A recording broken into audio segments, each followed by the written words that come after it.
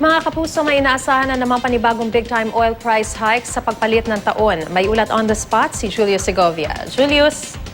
Maris, taas presyo sa mga produktong petrolyo ang bumungad sa mga motorista sa pagpapalit ng taon. Sa kwenta ng ilang sources oil industry, posibleng umabot ng piso ang oil price hike sa litro ng gasolina, higit 50 centimos naman sa kada litro ng diesel. Mula Enero hanggang ikalawang linggo ng Disyembre, mas maraming beses nang nag-price hike kaysa nag-rollback sa presyo ng petrolyo.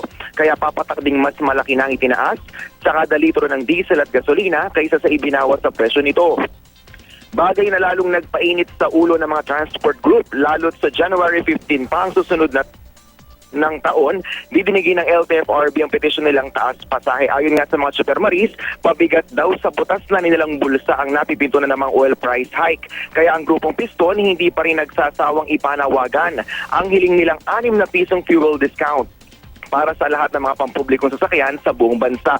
Samantala, Maris, ang presyo naman ng LPG na dalawang sunod na buwang nagtaas presyo, malamang na bumaba ngayong Enero.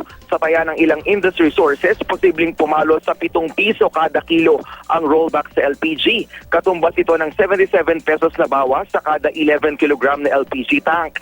Pero kung susumahin, Maris, mas maliit pa rin ito kumpara sa 14 pesos na LPG price hike o halos 150 pesos na itinaas sa kada regular na tangke noong isang buwan. Gayunman, kumpiyansa ang mga nasa industriya na masusundan pa ang bawas presyong ito sa LPG sa Pebrero.